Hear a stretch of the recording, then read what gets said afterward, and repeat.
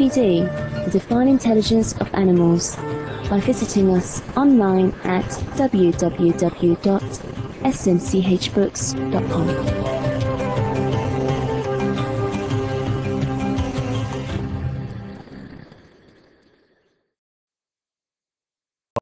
Welcome back to Enlightening Entertainment.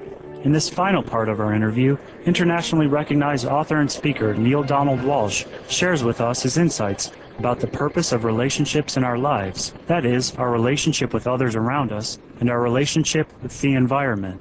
But first, we ask the author which of the messages in his best-selling book, Conversations with God, made the deepest impression on his readers.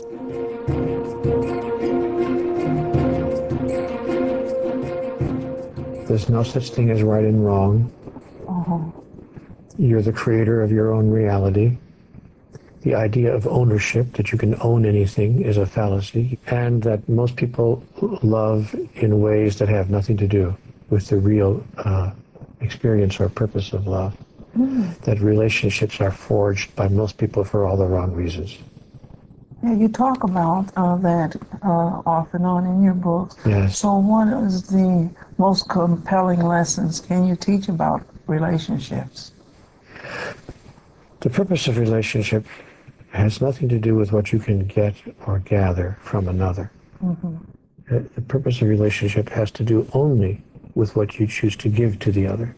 That's the only thing that it has to do with. That's also the purpose of all of life. See, most people are engaged in a process called life to see what they can get out of it. You know, what can I get out of my job? What can I get out of my relationship? What can I get out of my life itself? Which is interesting because the purpose of life is just exactly the opposite. Talk about a turnaround. It's exactly turned around. That the real purpose of life is to see what you can put into it, what you can put into the relationship, what you can give to your job, what you can provide for life itself. So the most important thing I could say about relationship is that relationship exists as a vehicle through which I can announce and declare who I really am through what I choose to give to you and to everyone else with whom I am in a relationship. And I begin by giving you back your divinity, by calling forth divinity through you as you, by seeing you as divine and treating you in that way. No relationship that's built on that foundation ever ends. Can't. It's too sacred. Now, in the current times, we're dealing with global warming and changes in the climate. What we're doing with this earth, and there's now an urge to go green and go vegetarian. Would you care to comment on that? The environmentalist movement is very, very important. Obviously, we need to pay attention to the ecology. It may even be in some ways a bit late in the game, but I still think we have an opportunity to turn things around if we move quickly. But you see, all of these problems start to go away when we release ourselves from the notion that we're somehow separate from everything, including the earth, which I call Gaia, which is a living, breathing entity of its own. And when we understand that we are one with the earth and one with the heavens and one with everything that is, then we begin to treat the planet in an entirely different way. If we allow ourselves to imagine that we are one with the earth, one with life itself, one with each other, and that we are really, in a sense, one huge being experiencing itself. We begin treating each other as if we were family, as if we were connected, as if we were really all one. If and when that can happen, all of our political, social, economic, and environmental problems would be solved virtually overnight. Conversations with God says something very particular on that subject. It says, any problem humans create, humans can solve. And that's true. All we have to do is know that. Yes, but in one of the dialogue you say, well, I thought you were supposed to do all that. I know. Everyone thinks that God's going to do that. God says, well, I am doing it through you. So let's get going. What is the promise that few can believe and the truth that few can accept? I am with you always, even unto the end of time. Even before you ask, I will have answered.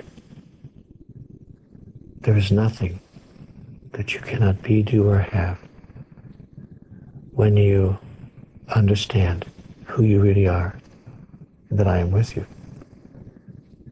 Most people live a case of mistaken identity.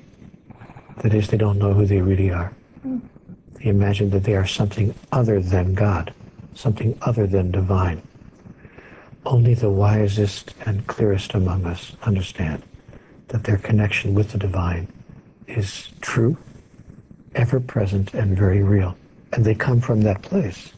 I think in communion with God it says we are as a magician who has forgotten his own tricks. And he thinks that it's real. We're Alice in Wonderland, and we've fallen down the rabbit hole. And the Mad Hatter is sitting there pouring tea into a cup with no bottom, swearing that what is so is not so, and that what is not so is so. And we have to get out of that Alice in Wonderland place. It's all very sweet and lovely down there, but it's not real. And elevate our consciousness to a place where we come to something that's even sweeter and even more lovely, which is ultimate reality. I want to thank you for this interview, but I would like you to say if you have something you would like to share with our viewers. I would say simply, the purpose of life is to know and to understand your true identity, to embrace the Lord God of your being, to allow the essence that we call divinity to flow through you as you, and to touch everyone in your life with that essence and with that energy, that they might also know who they really are.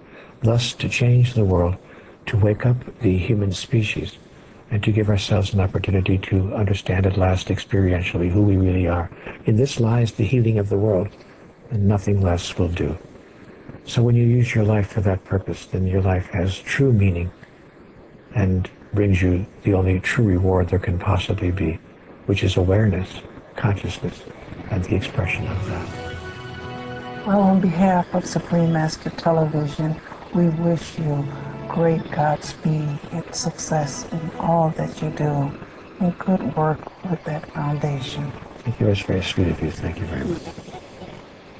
We thank you, Mr. Neale Donald Walsch, for your elevating messages and beautiful heart.